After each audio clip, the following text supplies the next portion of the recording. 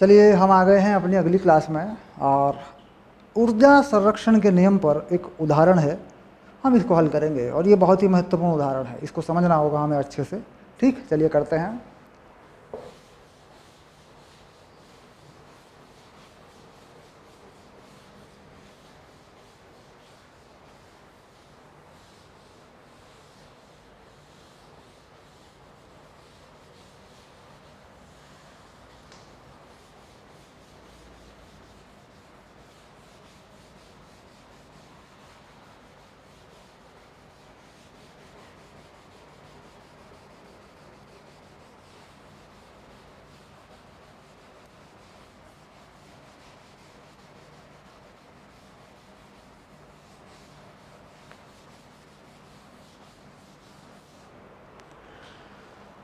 चलिए सबसे पहले मैं इस उदाहरण का नंबर लिख देता हूँ। ये है उदाहरण 8.4।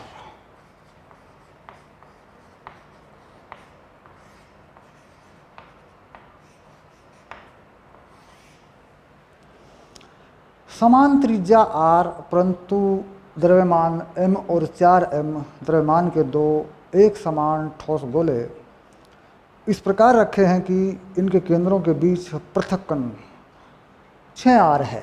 सबसे पहले ये गोले बना देते हैं, दोनों की त्रिज्याएं r हैं, एक का द्रव्यमान m है, एक का 4m है, और दोनों के बीच की दूरी 6r है, केंद्रों के बीच की दूरी। तो चित्र में पहले ये दिखाना पड़ेगा कि भाई मामला क्या है।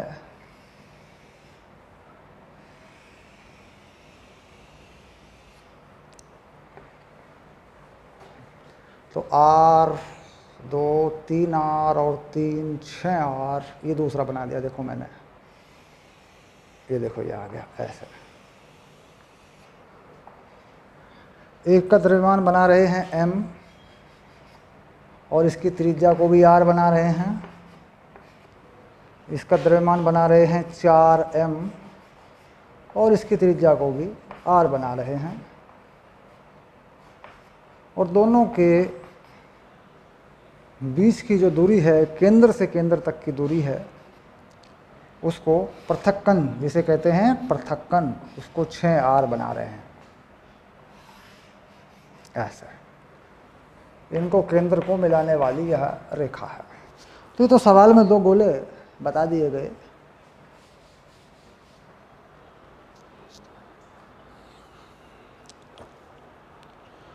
दोनों गोले स्थिर रखे गए हैं, यानी ये दोनों गोले स्थिर हैं। इनको पकड़ लिया, कहीं बांध दिया, इनको स्थिर कर दिया पहले। ठीक, अब कहता है m द्रव्यमान के किसी प्रक्षेप्य को, छोटा m द्रव्यमान के किसी प्रक्षेप्य को, m द्रव्यमान का कोई प्रक्षेप्य है, यहाँ कहता है एक के पृष्ठ से फेंका गया। ये m द्रव्यमान का कोई प्रक्षेप्य है, एक चाल u देकर फेंका गया। ठीक,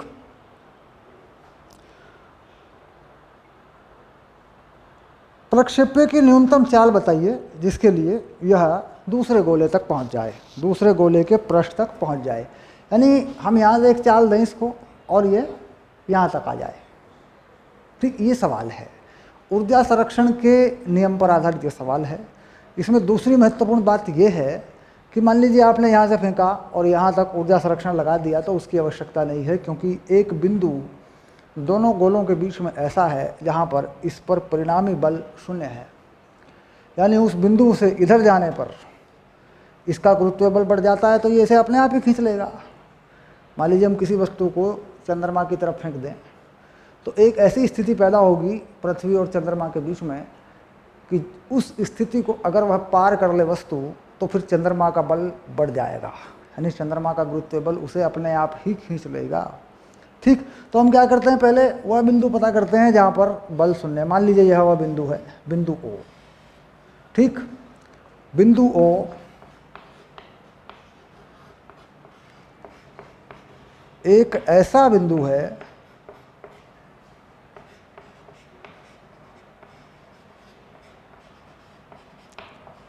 जहाँ पर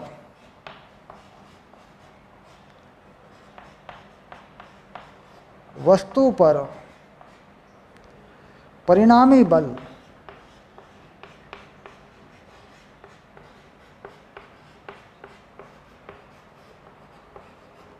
शून्य हो जाएगा।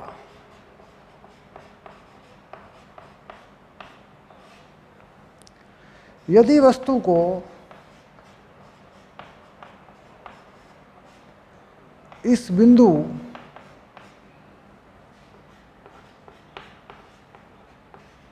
कौन सा बिंदु O तक पहुंचा दिया जाए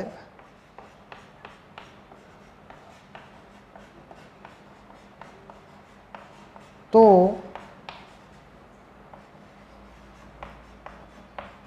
दूसरा गोला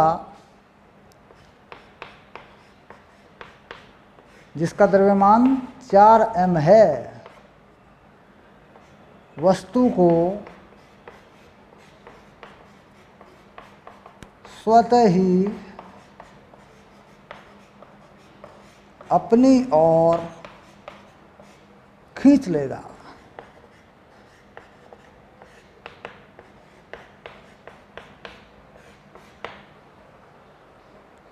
बात समझ में आ गई होगी, देखो पढ़ के देख लो। बिंदु O एक ऐसा बिंदु है जहां पर वस्तु पर परिणामी बल शून्य हो जाएगा। यदि वस्तु को इस बिंदु O तक पहुंचा दिया जाए तो दूसरा गोला 4m इस वस्तु को अपने आप ही खींच लेगा। तो कुल मिला के हमें यहाँ इस O की स्थिति निकालनी है जहाँ पर वस्तु पर परिणामी बल शून्य हो। अब हम क्या करते हैं कि मान लेते हैं कि यह स्थिति यहाँ से r दूरी पर है। ठीक, तो r के लिए गणना करते हैं पहले। परिणामी बल वस्तु पर, अगर वस्तु को यहाँ रख दूँ इस जगह पे, ठीक, अब देखो वस्तु को यहाँ रख दिया मैंने, ये m यहाँ आ गया, मुझे यहाँ तक पहुँचाना है, बस यहाँ से फेंकना है और यहाँ तक पहुँचा देना है। उसके बाद ये अपने आप खींच लेगा, क्योंकि इस बिंदु के बाद इसका बल ज़्यादा हो जाता है और इस बिंदु के उस तरफ उसका बल ज़्यादा हो जाता है। ठीक, तो अब देखते हैं जी एम एम बटे आर स्क्वायर बराबर कर दूँ जी 4mm बटे 6r माइनस आर स्क्वायर।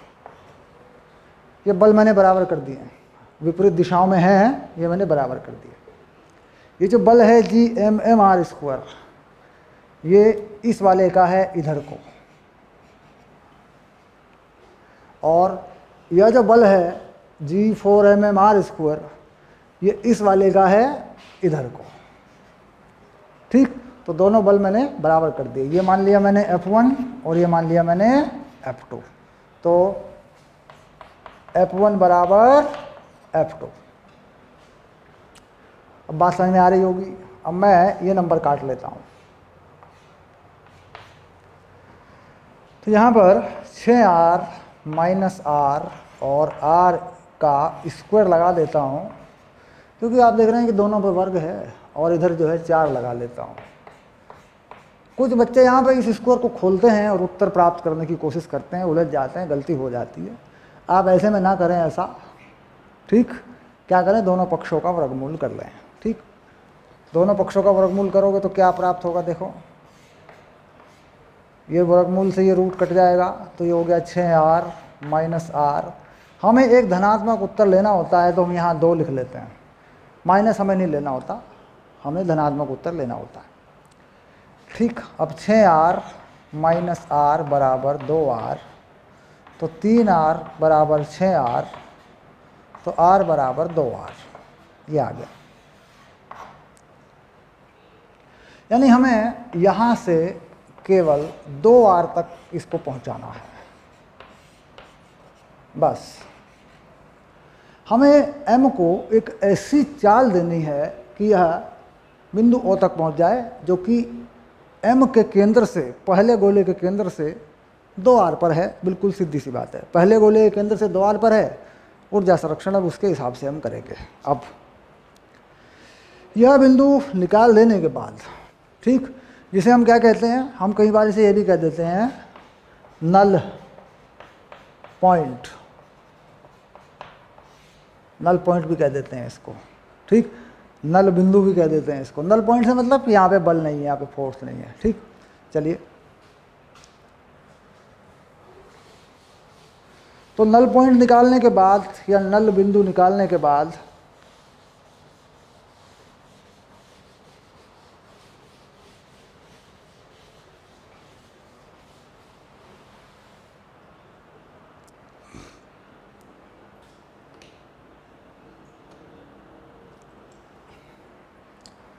अब करते हैं ऊर्जा संरक्षण के नियम से।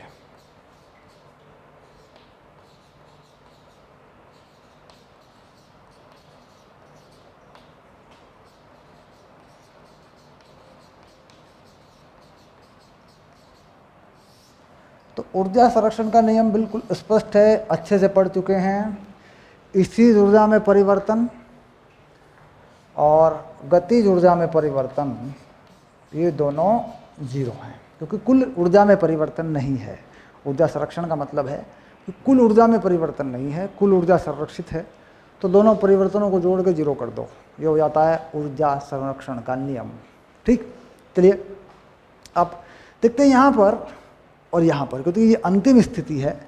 ये क्या है? ये अंतिम है।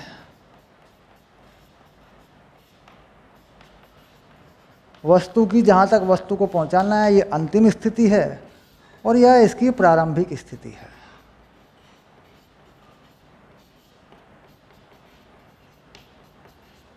ये वाली प्रारंभिक स्थिति है और ये वाली अंतिम स्थिति है। ठीक, तो अंतिम स्थिति में इसकी स्थिर ऊर्जा देखते हैं कुल कितनी होगी। अब अंतिम स्थिति में ऊर्जा इन दोनों के बीच और इन दोनों के बीच हमें देखनी है। सूत्र देखते हैं, पहले इन दोनों के बीच देख लेते हैं। तो जाएगी -GM/2R, दूसरी होगी -GM और इसमें होगा 4M, है ना, M/4R। ज़रा इसको पक्का करें पहले, ये क्यों हुआ? क्योंकि इसके साथ इसकी स्थिर ऊर्जा, ये भी एक निकाय है और इसका भी एक निकाय है। ये होगी स्थिर ऊर्जा। ठीक, जिसमें ये शामिल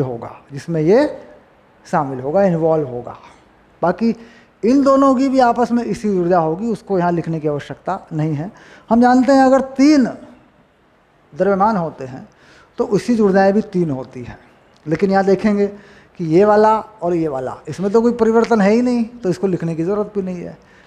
M, बड़ा M और ये बड़ा 4M, ये वाली हो गई। ये यहाँ पर हो जाती है स्थिर ऊर्जा। अब प्रारंभिक में यहाँ देखते हैं ऐसे। तो प्रारंभिक में देखेंगे तो इनके बीच की दूरी क्या है? R, और इनके बीच की दूरी 5R है। तो लिख देंगे -GM/R और G 4MM/5R। इसको भी पक्का करें। GMM/R ये वाली है, ठीक, और ये वाली है। इसके और इसके बीच की जो दूरी है वो क्या है? वो 5R है। देखो तो ये पूरी दूरी कितनी है? 6R है। तो ये कितनी बचेगी?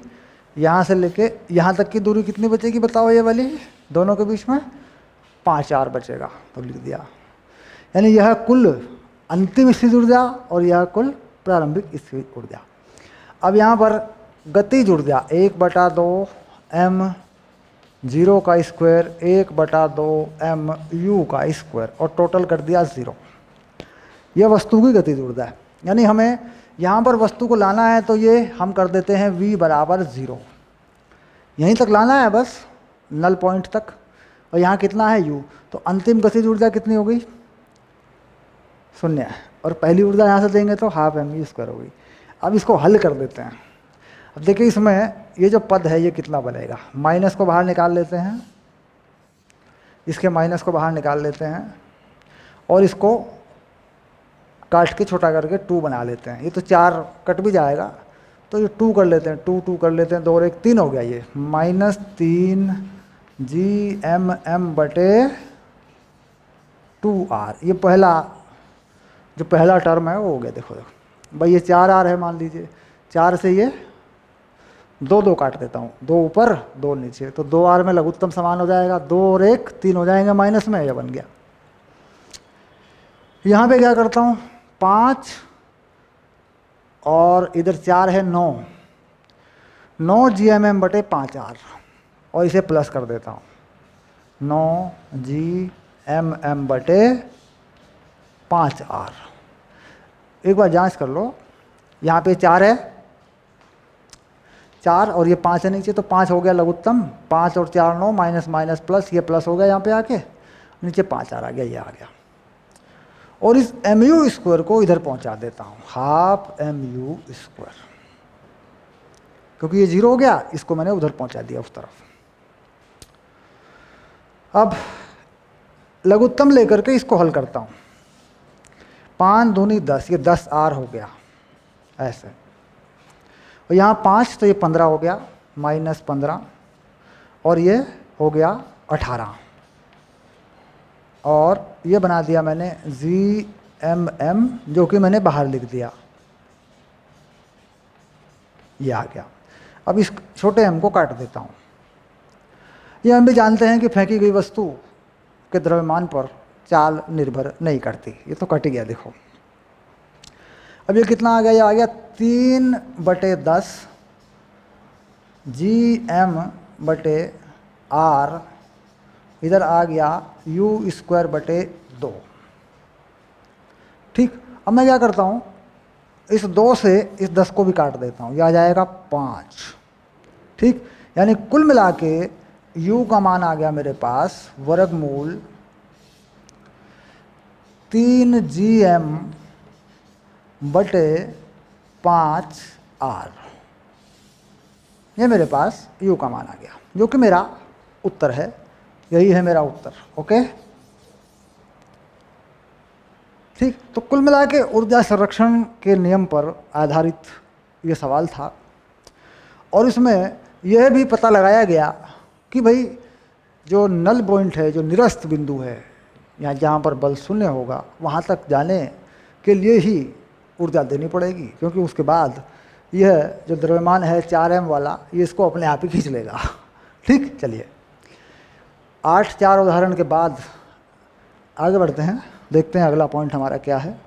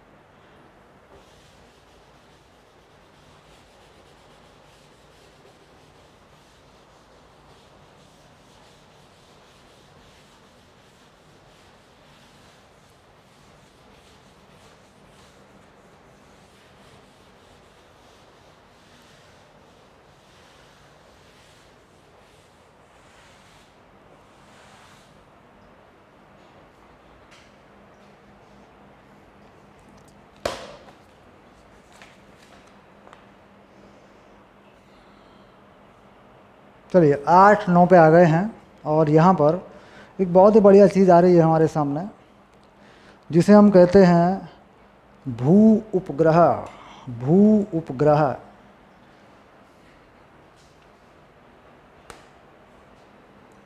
यानी अर्थ सैटेलाइट, भू उपग्रह। 8 9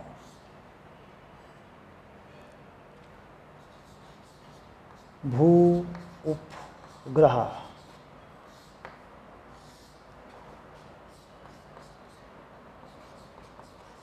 अर्थ सैटेलाइट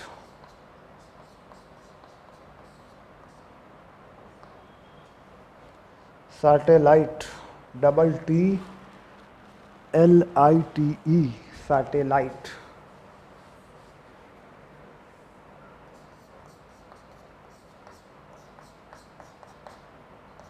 जरा देखना यही होगी ना, स्प्लिंग अर्थ सैटेलाइट।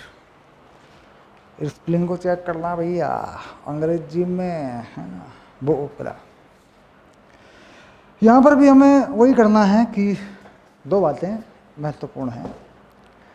एक बात ये होती है कि उपग्रह की कक्षीय चाल क्या होगी, यानी किस चाल से भू उपग्रह घूमेगा। एक भू उपग्रह की कुल कितनी ऊर्जा होती है, दो बातें होती हैं। यानी एक तो हमें देखना है कि भाई इसकी कक्षीय चाल क्या होगी, कक्षीय चाल ओ का व्यंजक ये बनाना है, और एक उपग्रह की कुल ऊर्जा। ये दो बातें हमें यहाँ पक्का करनी है। ठीक, अब उपग्रह को घुमाया गया पृथ्वी के चारों तरफ। इसके लिए ज़रूरी है कि उपग्रह का अभिकेंद्रीय बल गुरुत्वीय बल से संतुलित हो जाए, तब ऐसा होगा। चलिए देखते हैं। शर्त मैंने बताई कि भाई ये मान लीजिए पृथ्वी हुई,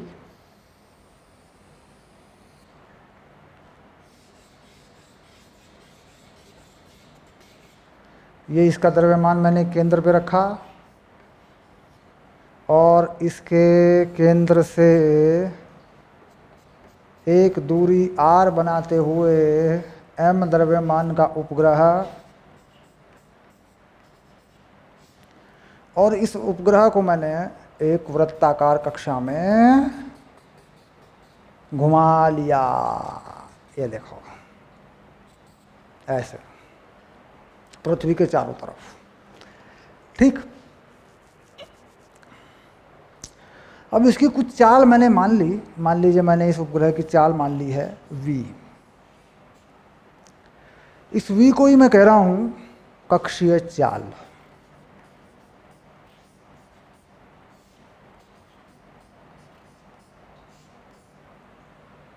और यह उपग्रह जितनी त्रिज्या पर घूमता है, यानी जितनी दूरी पर घूमता है, उसको मैं क्या कह रहा हूं, उसे मैं कह रहा हूं कक्षा की त्रिज्या। अब ये घूम रहा है उपग्रह। ठीक, अब यहाँ पर उपग्रह के घूमने के लिए शर्त क्या है, उपग्रह घूमेगा कैसे। सबसे पहली बात तो ये होती, क्या कहीं भी घुमा देंगे? ठीक नहीं, यह उपग्रह पृथ्वी के केंद्र के चारों तरफ घूमेगा। पृथ्वी के द्वारा वह अक्ष जो पृथ्वी के केंद्र से पास नहीं होता, ये उसके चारों तरफ नहीं घूमेगा। अब मान लीजिए मैं किसी उपग्रह को यहाँ केंद्र मानते हुए यहाँ किसी वृत्त पे घुमाना चाहूँ अपनी मर्जी से, तो नहीं घूमेगा। इसका मतलब यह है कि यह उपग्रह पृथ्वी के केंद्र के चारों तरफ ही घूमेगा, क्योंकि नियम ये कहता है कि पृथ्वी का जो संपूर्ण द्रव्यमान है वह केंद्र पर है। ठीक, तो पृथ्वी के केंद्र के अलावा कोई ऐसा अक्ष बनाए, घूर्णन अक्ष बनाए, तो उसके परितः नहीं घूमेगा। कुल मिला के केंद्र के परितः ये घूमेगा। अब इस पर लगे बलों को देखें, अगर इस पर जो बल लगेंगे, तो इस पर जो बल लगेगा केंद्र की तरफ, वह बल होता है ma। जो बल है वह कितना, ma, और वो किसके बराबर होगा? कहता जी वह गुरुत्वीय बल के बराबर होगा। ठीक, तो उपग्रह पर बल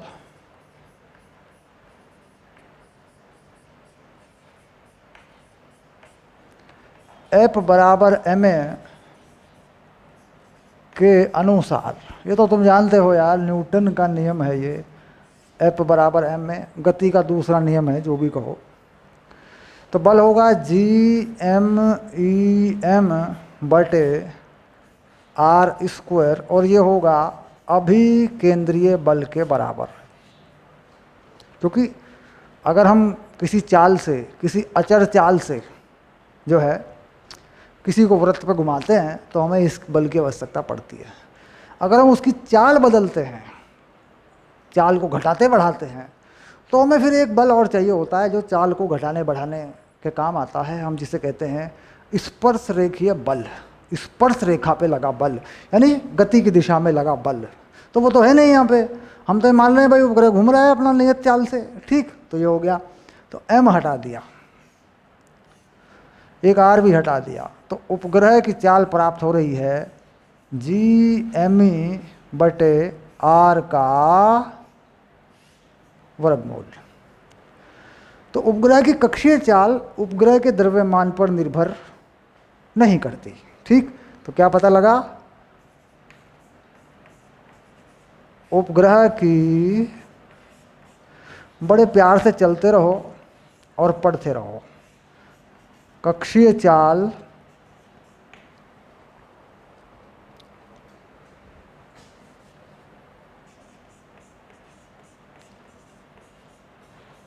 उपग्रह के द्रव्यमान पर निर्भर नहीं करती है, ठीक। यानी इसमें देखिए उपग्रह का द्रव्यमान नहीं आया। चलिए, किस पर द्रव्यमान, किस पर निर्भर करती है, पृथ्वी के द्रव्यमान पर, और किस पर निर्भर करती है, कक्षा की त्रिज्या पर, ठीक।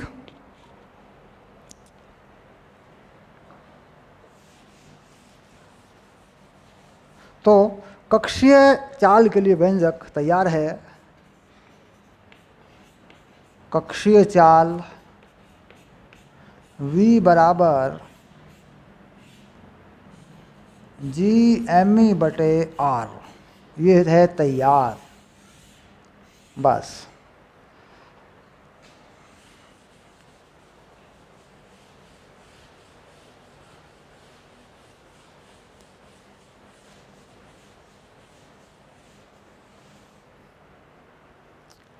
अब एक सूत्र और बना लेते हैं। उपग्रह की कुल ऊर्जा, क्या कहते हैं इसको, इसको कहते हैं E, और ये बन गई U+K, यानी स्थितिज ऊर्जा और गतिज ऊर्जा, ठीक। स्थितिज ऊर्जा कितनी होगी, -G_m_e_m बटे r, और गतिज ऊर्जा कितनी होगी, +12 mv²। भाई पृथ्वी के केंद्र से यह कितनी दूरी पर है, r पर है, तो दोनों के बीच में कितनी दूरी मानी जाएगी, दोनों वस्तुओं के केंद्रों के बीच की दूरी। तो इस वस्तु का केंद्र तो यही मान लिया है, वस्तु ही मान ली, और पृथ्वी का केंद्र हमें पता है, तो दोनों के बीच की दूरी क्या है, r। ध्यान रहे, हमेशा एक वस्तु से दूसरे वस्तु तक की दूरी वस्तुओं के केंद्रों के बीच की दूरी होती है। कुछ बच्चे क्या करेंगे, पृष्ठ से दूरी लगा देते हैं, सतह से दूरी लगा देते हैं बलों में, तो गलती हो जाती है। हमेशा केंद्र से केंद्र तक की दूरी लगाएंगे जब भी बल लिखेंगे, जब भी। तो यहाँ पर -G_m_e_m_r, और अब मैं इस कक्षीय चाल का जो मैंने सूत्र बनाया है, यहाँ से v का मान वहाँ रख देता हूँ, ठीक। देखिए आ गया v का मान, ये मैंने v का मान लिया, उठाया यहाँ से, यहाँ रख दिया, ठीक। कितना आ गया ये, तो ये वर्गमूल हट जाएगा, G_m_e/r। अब इसे हल कर देंगे, ये आ जाएगा -1/2 G MEM/R, ये बन गई कुल ऊर्जा। ठीक, अब हम देख रहे हैं कि इसमें जो गतिज ऊर्जा है वह भी इतनी ही है लेकिन प्लस में है। देखो गतिज ऊर्जा कितनी है, 1/2 GmA/R, ये भी तो इतनी है। तो इसका मतलब गतिज ऊर्जा और कुल ऊर्जा परिमाण में तो बराबर हैं, लेकिन गतिज ऊर्जा धनात्मक होती है तो यह कैसी है, ऋणात्मक है। यानी हम लिख सकते हैं उपग्रह की कुल ऊर्जा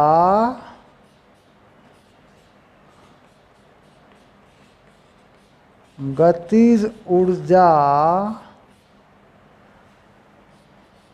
के बराबर एवं ऋणात्मक है।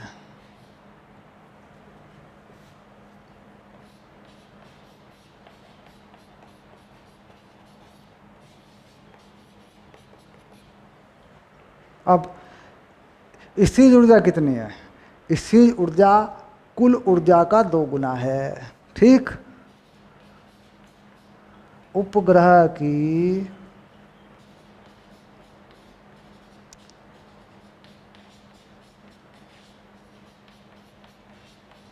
स्थितिज ऊर्जा कुल ऊर्जा का 2 गुना है। ये बात पक्की हो गई। देखो इस कुल ऊर्जा का सीधा ये 2 गुना है। देखो स्थितिज ऊर्जा। ठीक, तो जानकारी आ गई, ऊर्जा ये हो गई। अब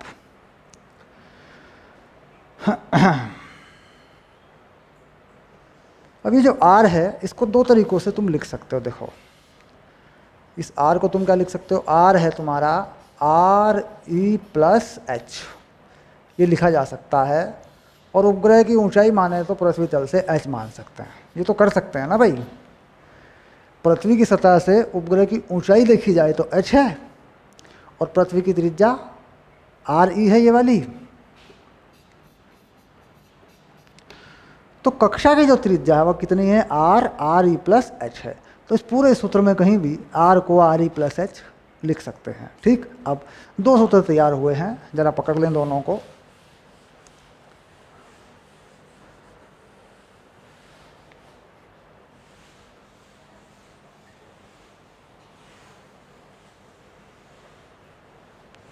यहाँ लिख देते हैं दोनों को, है ना।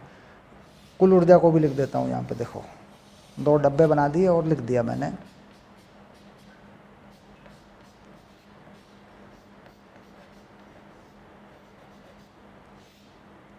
ये बना दिया।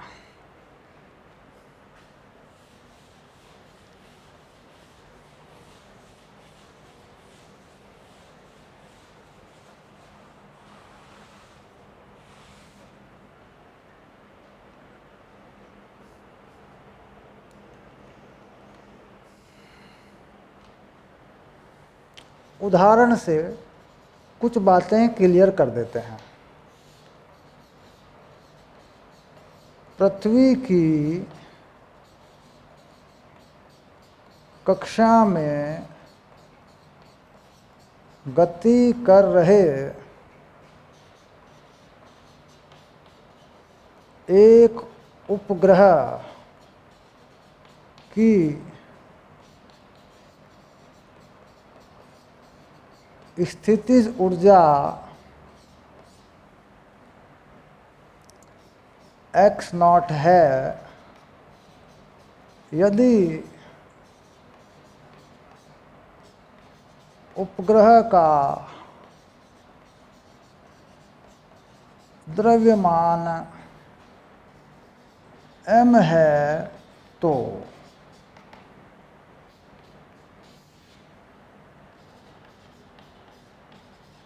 उपग्रह की गतिज ऊर्जा ज्ञात करो।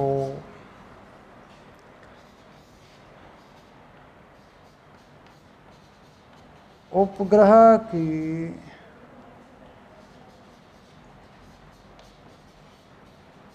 कुल ऊर्जा ज्ञात करो। उपग्रह की कक्षीय चाल क्या होगी? 3 सवाल हैं। एक कथन मैंने बता दिया आपको, हाँ? ये रहा देखो, पृथ्वी कक्षा में गति कर रहे किसी उपग्रह की स्थिर ऊर्जा x0 है और उपग्रह का द्रव्यमान m है, तो उपग्रह की गतिज ऊर्जा ज्ञात करो। अब देखो इसमें क्या होता है, स्थिर ऊर्जा होती क्या है? अगर देखा जाए, स्थिर ऊर्जा का आधा कुल ऊर्जा होती है, तो कुल ऊर्जा कितनी हो जाएगी? कुल ऊर्जा ये हो जाएगी x0/2। ये हो गई कुल ऊर्जा। माइनस में जो की तुम गतिज ऊर्जा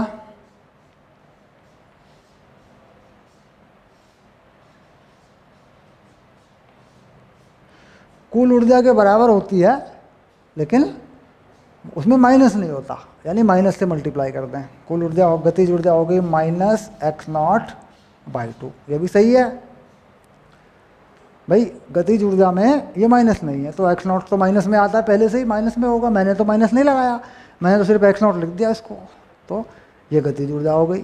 ठीक, अब कक्षीय चाल,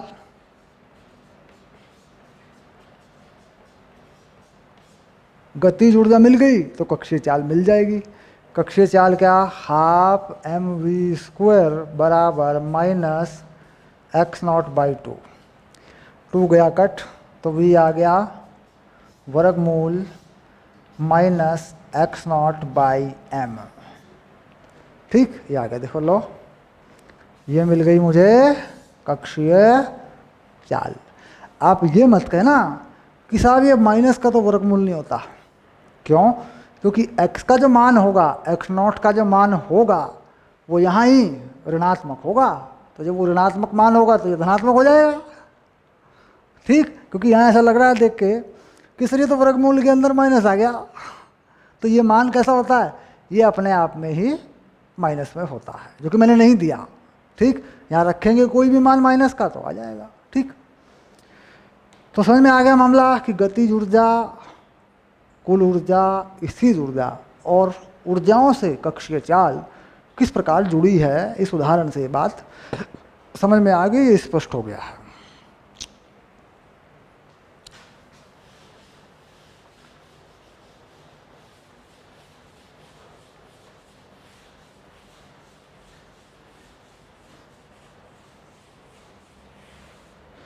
अब परिवर्तन करेंगे इसमें, छोटा जी या बड़ा जी वगैरह लगा के ये चीज़ें कैसे इस्तेमाल की जाएंगी, अब इस पर विचार करेंगे थोड़ा सा। क्योंकि कहीं कहीं पे क्या होता है कि इन चीज़ों को बदल दिया गया होता है, तो कहीं सवाल को पढ़ के आपको ऐसा ना लगे अरे यार ये तो पता नहीं क्या है सर, आपने तो पता है मुझे बताया नहीं था पहले, तो वो कर देता हूँ मैं। खतरा जो है ना, खतरा, अब मैं बताता हूँ खतरा कहाँ पर आएगा। देखो, उस खतरे को ख़त्म करता हूँ पहले।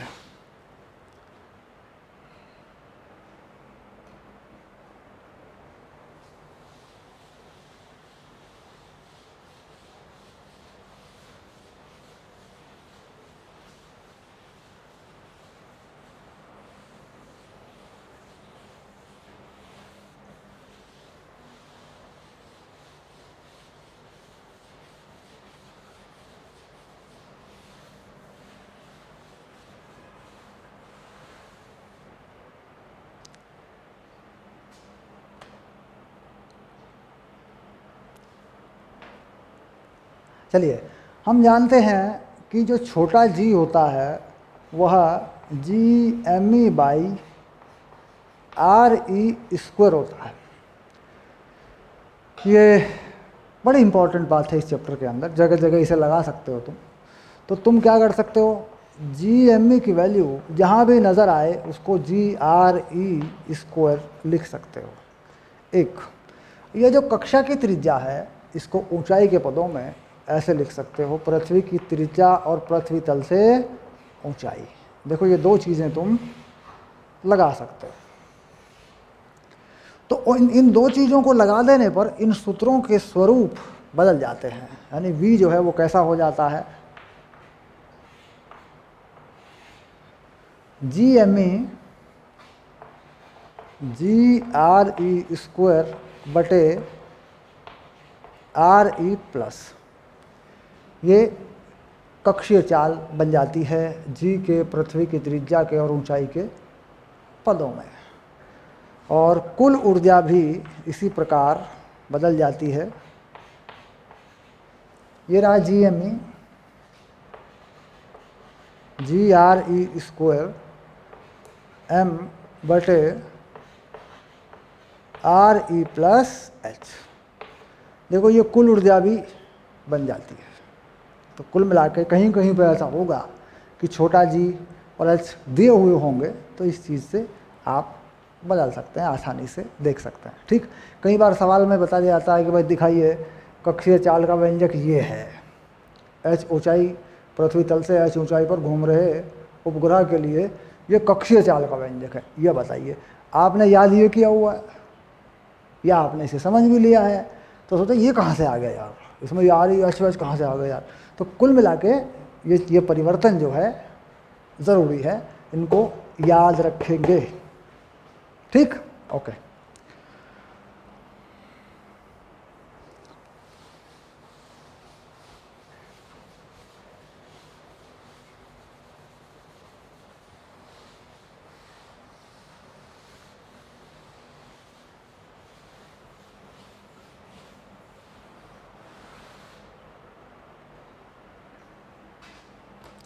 अब बात आती है उपग्रह की कक्षा को बदलने के लिए किया गया कार्य। ये भी बहुत बढ़िया बात है। उपग्रह की कक्षा को बदलने के लिए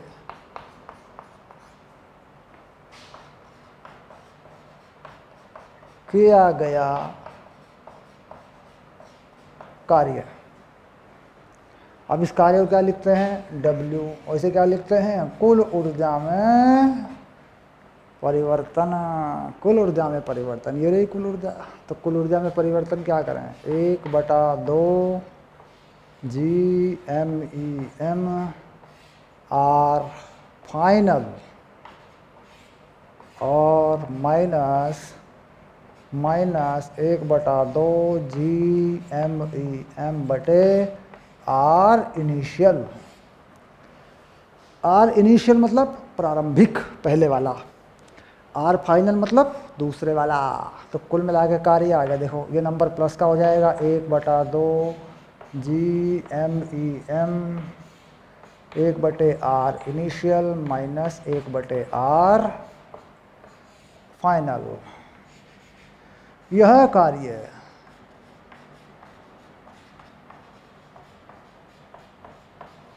धनात्मक होगा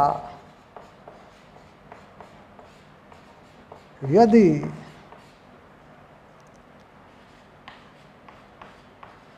उपग्रह की कक्षा की त्रिज्या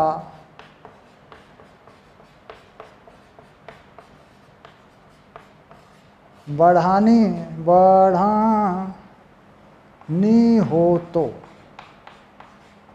अर्थात उपग्रह को और अधिक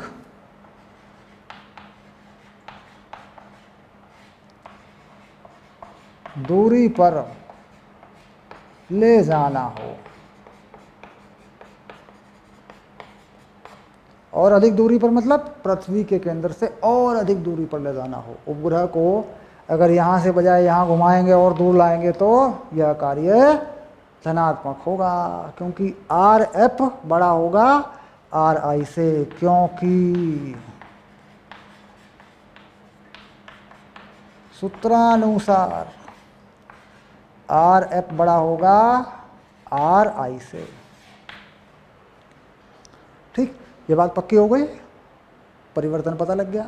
ठीक, अब यहाँ यह होता है कि मान लीजिए कोई उपग्रह पृथ्वी के केंद्र से कुछ दूरी पर घूम रहा है और उसमें और कितना काम करें कि उसे कहीं और जाके फिट करना हो, तो ये सूत्र जो है उसकी जानकारी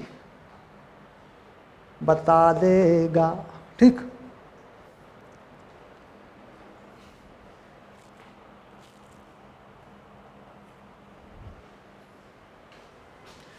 चलिए उपग्रह के बारे में जानकारी आई। अब देखते हैं आगे हमें क्या करना है। मिलते हैं अगली क्लास में। ओके।